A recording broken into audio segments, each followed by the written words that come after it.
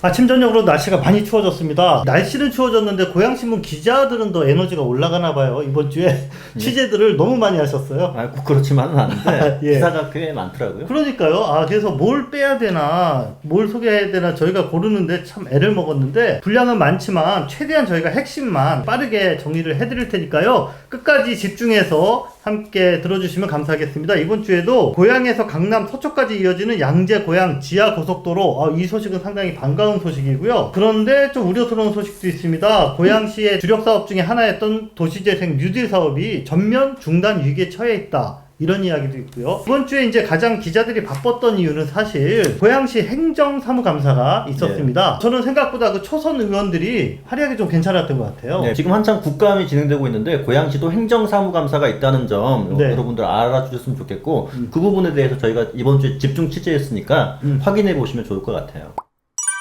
양재 고양 연결하는 지하 고속도로 추진, 이게 가시화되고 있다. 어떤 내용입니까? 예, 이게 이제 고양신문 단독 보도인데요. 최근에 머니투데이 방송이라는 곳에서 양재 고양 고속도로 2024년에는 사업자 선정이 될 것 같다 보도가 있었어요. 노선이 어딘지는 정확히 밝히지 않고 있었거든요. 고양신문이 고양시랑 연결된다고 하니까 자세히 알아봤는데 고양시 강경북로랑 경부고속도로가 한꺼번에 연결된다. 고양시에서 출발해서 서초 강남까지 지하 대심도, 지하 터널로 한 번에 갈 수 있다. 이 도로가 생긴다. 그런 뉴스입니다. 기존의 강변북로도 꽉꽉 막히잖아요. 예. 그럼 어떤 형태로 생긴다는 거예요? 기존의 강경북로 그대로 두고요. 그 아래 한강 지하에 대심도 터널을 뚫어서 거기에 차량이 다닐 수 있게 만들겠다. 고양 시민들의 어떤 교통체증이나 이런 게 정말 많이 해소가 될 그런 기대감도 갖게 하네요. 근데 중요한 거는 근데 실현 가능성이에요. 그렇죠. 근데 이번에 기사를 쓴 이유가 실현 가능성이 높다라고 하기 때문에 기사를 쓴 겁니다. 이 정보는 국회의원실을 통해서 확인을 했는데요. 민자 사업으로 추진되고 있고 GS 건설이 사업을 제안했습니다. 뭔가 구체적이네요. 예, 그리고 중요한 것은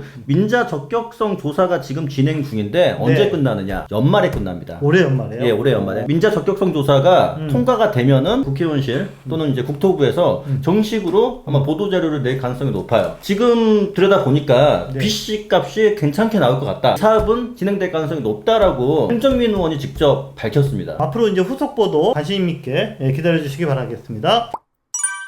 예, 다음 소식은 도시재생 뉴딜 사업인데요. 고양시가 전국에서 가장 많은 사업을 따온 도시로 이렇게 알려져 있는데 고양시장도 국민의힘으로 바뀌지 않았습니까? 뉴딜 사업도 고양시에서 찬밥 신세가 되는 것 같아요. 고양시 현황을 잠깐 알려드리면은 고양시는 지금까지 5군데에서 도시재생 뉴딜 사업이 선정이 돼서 전국 정말 최다다 이렇게 이야기를 했는데 그 중에 능곡이랑 원당은 일찍 시작해서 이제 마무리가 다 됐습니다. 그러니까 예산을 다 썼다라는 얘기죠. 화전, 삼송, 일산 이 세 군데는 아직 진행형이거든요. 이동환 시장이 국비를 그냥 반납해라, 사업하지 말자, 이런 얘기를 했다고 하네요. 도시재생 사업을 하려면 쉽게 말하면 센터가 필요하잖아요. 내년에 현장지원센터 예산을 다 없앴어요. 그러니까 현장지원센터 없어진다, 내년부터. 그럼 고양시는 고양시 전체를 관할하는 고양도시재생센터 요거만 형식적으로 하나만 남게 되는 거예요. 고양시가 국비를 반납하게 되는 규모가 384억이나 된다? 384억 원, 이거 국비를 따오는 것도 어려운데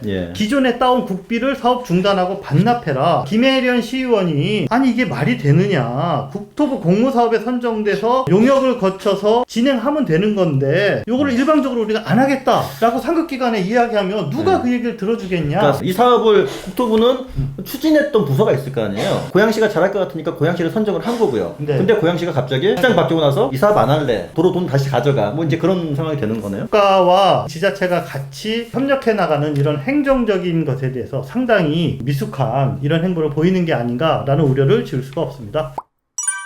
자, 여러분, 고양시 미래 먹거리 그럼 가장 먼저 떠오르는 게 뭔가요? 자, 일산 테크노밸리거든요. 지금 제이자유로 타고 가다 보면은 착공을 위한 준비 작업 이렇게 하고 있는 거 저희가 보고 있거든요. 네, 그리고 킨텍스 근처에 있습니다. 맞아요. 2024년에 용지가 분양된다라는 계획인데, 자, 용지가 분양되면 과연 분양될 것이냐, 이게 제일 중요한 문제잖아요. 근데 유인책이 부족하다, 기업을 데려오려고 하는 노력이 이거 전혀 진도 안 나가는 거 아니냐, 이런 지적이 있습니다. 고양시의회 손동숙 의원이 고양시에 기업에 주는 인센티브가 좀 부족한 것 아니냐, 고민해보자, 더 고민해봐라, 담당 부서에 이런 취지를 했습니다. 최근에 분양 시기가 2년 딜레이 됐어요. 원래 올해 말에 분양을 하기로 돼 있다가 이게 들어올까 말까 고민했던 기업들이 대혼란이 일어나게 되죠.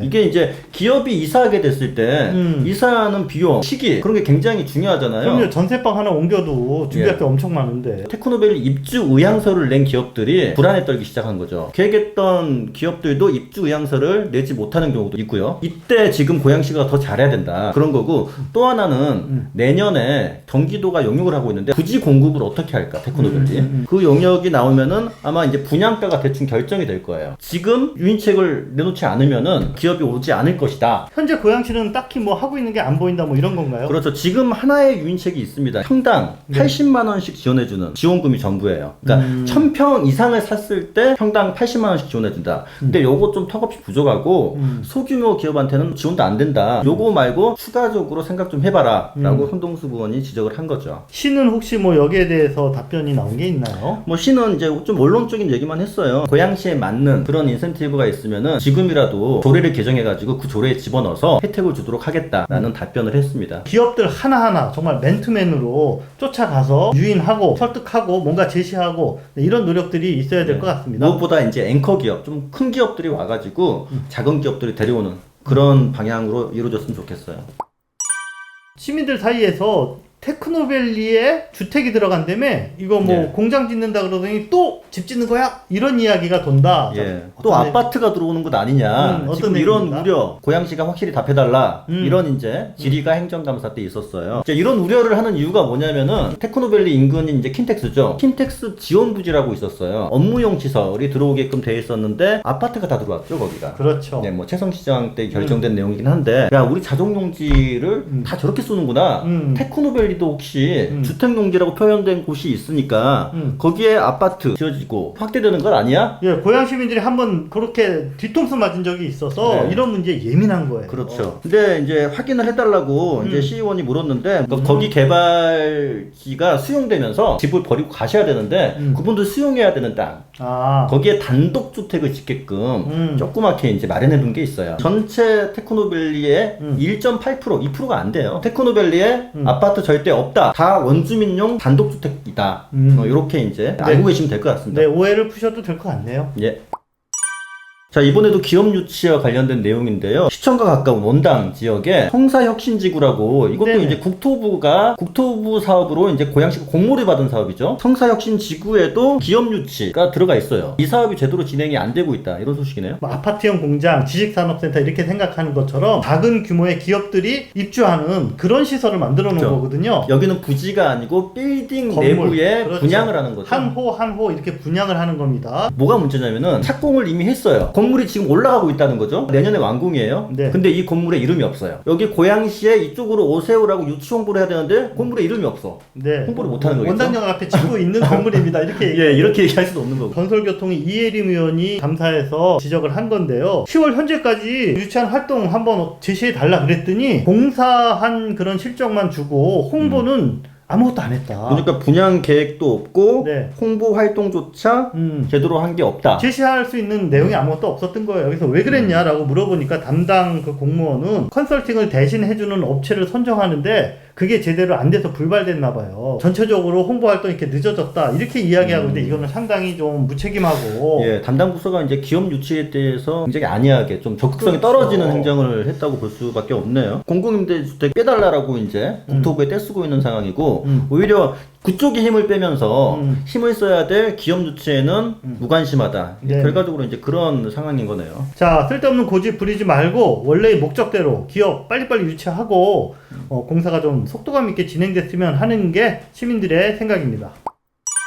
제가 얼마 전에 행주산성 갔다 왔거든요. 보행이 어려운 분들을 위한 차가 운행된다 그래서 기대를 갖고 봤는데 제가 볼 때도 예. 이게 약간 조금 아니 뭔가 좀 허접한데 이런 느낌을 좀 받았어요. 솔직히 예. 진짜로. 행정감사? 행정감사에서 자동차 가격이 4,500만 원이다. 네, 대단. 라는 소식이 확인이 됐어요. 뒤에 사진 이제 보시면은 이 자동차인데 전기차예요. 네. 중국산 전기차인데 이걸 고양시가 대당 4,500만 원에 2대를 샀습니다. 그러니까 약 1억 가까운 돈으로 행주산성 관광용으로 쓰고 있죠. 기능에도 문제가 있다 이건가요? 이 차는 도로를 달릴 수 없다고 합니다. 왜냐면 번호판이 없어요. 쉽게 얘기해서 골프장 카트 개조해가지고 다니는 차라서 자동차가 아니네요. 네, 자동차가 아니에요. 그런데 고양시는 이것을 동네 곳곳에 다니게끔 계획을 세워놓고 이런 차를 산 거죠. 네. 애초에 잘못 샀어요. 그러다 보니까 행주산성 4 내에서만 위아래로 경사로를 왔다 갔다 하는 용도로만 쓰고 있어, 둘 다. 그래서 자동차는 괜찮은 거 봤어요. 자동차 핸들이 똑바로 돼 있어야지 앞으로 네. 갈 거 아니에요? 예. 근데 이 차는 똑바로 가려면은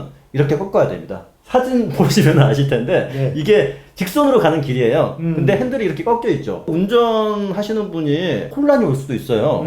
잘못하면 평소 습관대로 이렇게 예. 잡으면 자기 자가용 운전하듯이 하면 사고가 나는 거죠. 옆에 한강입니다. 보행자도 있고 해서 아, 그러네. 보행자를 맞다. 칠 수도 있어요. 음. 그 다음에 사고가 나면 탑승자도 이게 약간 오픈카 형식으로 만들어져 있어가지고 네. 뒤집히면은 큰 사고가 날 수 있습니다. 요거 조사해서 사진도 찍고 집요하게 한 시의원이 누구예요? 최규진 시의원이고 여기 초선 의원인데 이분이 거기를 3번을 가봤다고 해요. 비상 버튼도 눌러보고 했는데 다 엉망이거든요. 총체적 난국이다 이런 표현을 썼는데 고양시 의회가 질의를 듣고 상임위에서 이거 너무 문제가 심각하다. 질의 끝나자마자 정회합시다. 정회한 다음에 뭐 했냐면은 시 감사 담당관실에다가 감사를 청구해야 될 상황이다. 라고 합의를 해가지고 네. 그날 바로 청구했어요. 지금 당장 전화해서 운행 중단시켜라. 긴급 중단. 예, 긴급 중단. 고양시에서 또 한마디도 못하고 바로 중단시켰습니다. 또 이후에 이게 어떤 조치로 연결되는지 저희가 또 취재해 주시기 바랍니다.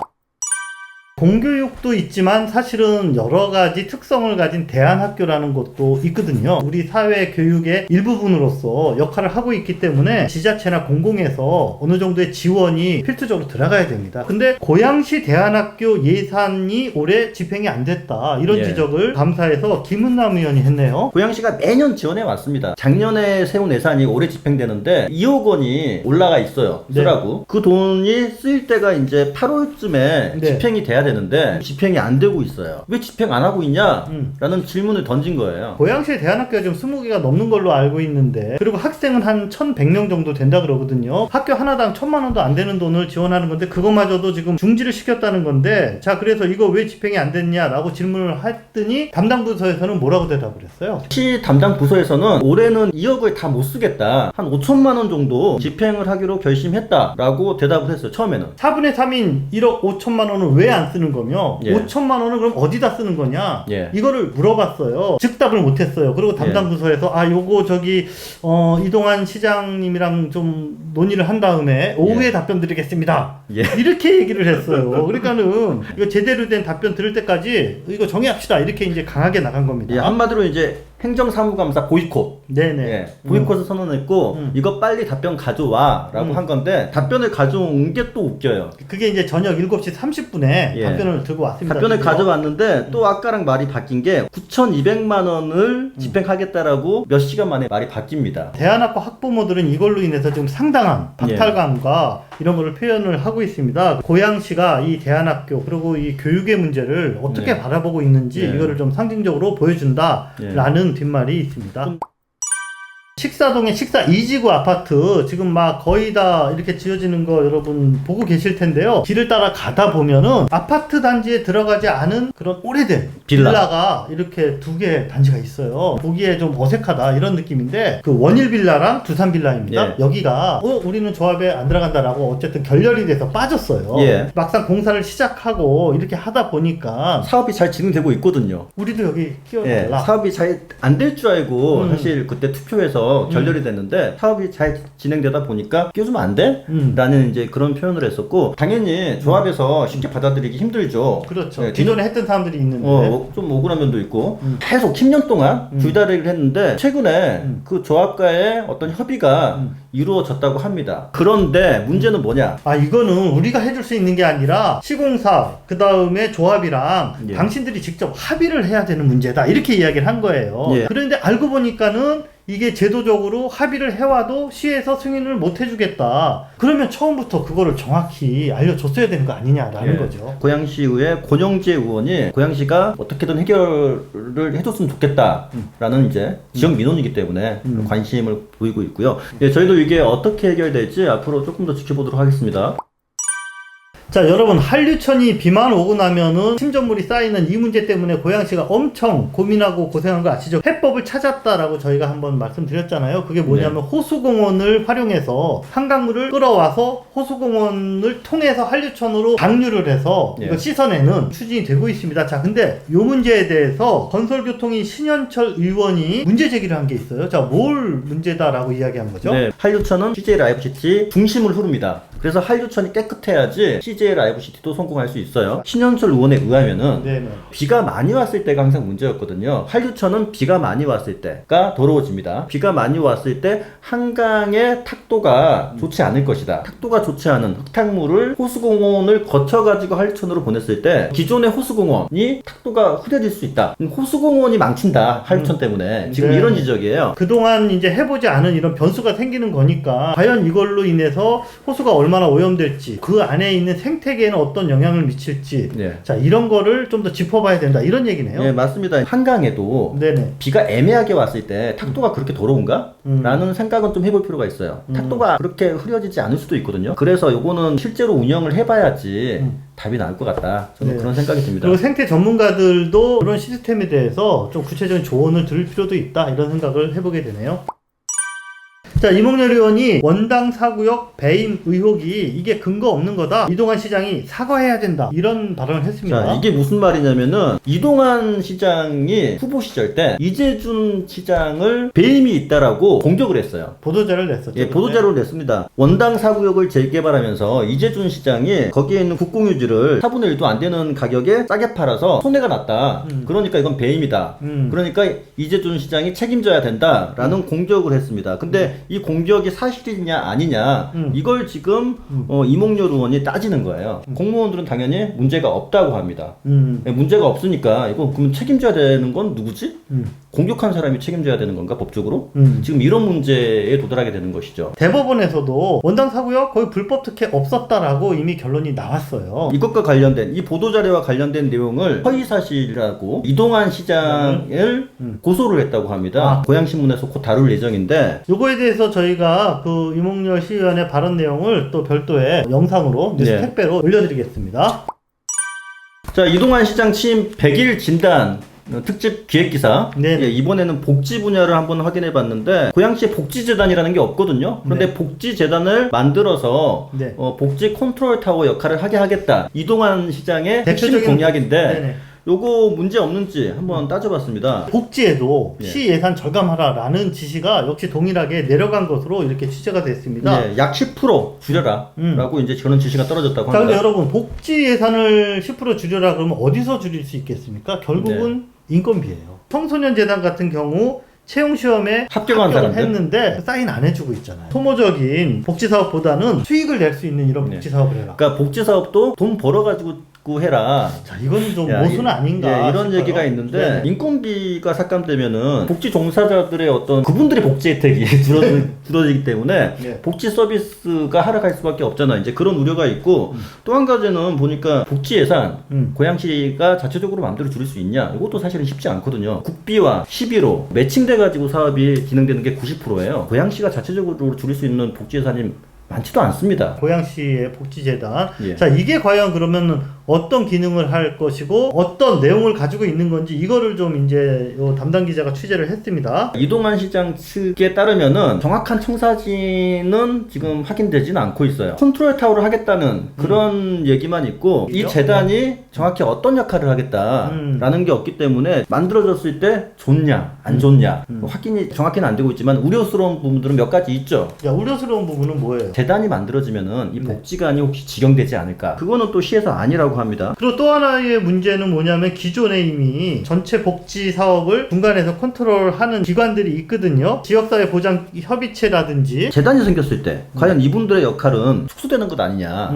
고양시랑 민간 기관의 그 사이에 재단이라는 것이 만들어지면서 한 번 더 거쳐간다. 일 처리가 좀 빨라야 되고 자율성을 가져야 되는 복지 사업에서 딱딱하고 지시가 막 내려오고 거기다가 서류 검토는 더 많이 해야 되고 사업이 지지부진할 수도 있다. 이런 우려가 나오고 있어요. 그런 우려가 있지만 또 반면에 복지재단이라는 거를 정말 우리 고양시의 형편에 맞게 잘 설계해서 운영하면은 효율적일 수 있다. 전문가들의 기대감도 분명히 있습니다. 이런 우려가 있다 그래서 이거를 초장부터 자꾸 태클 걸고 이럴 것까지는 없지 않냐. 예. 근데 이게 이제 어쨌든 돈이 들어가는 거거든요. 초기에 한 30억 정도가 필요하고, 과연 이 들어가는 예산을 초과하는 그런 어떤 효율성을 복지재단이 가져올 수 있도록 설계를 하느냐, 이게 이제 관심사가 될 것 같습니다. 예, 고양시 의회에서도 이 용역 예산 깎았거든요. 아, 못하겠다고. 청사진은 있어야 된다. 청사진을 가져와서 설명 좀 하고 그래야지 우리가 동의해 줄 수 있다. 이건 것 같으니까 담당 부서에서 이 의회 설명도 잘 하고, 그다음에 민간 단체에 있는 기관장들에게 설명도 앞으로 하면은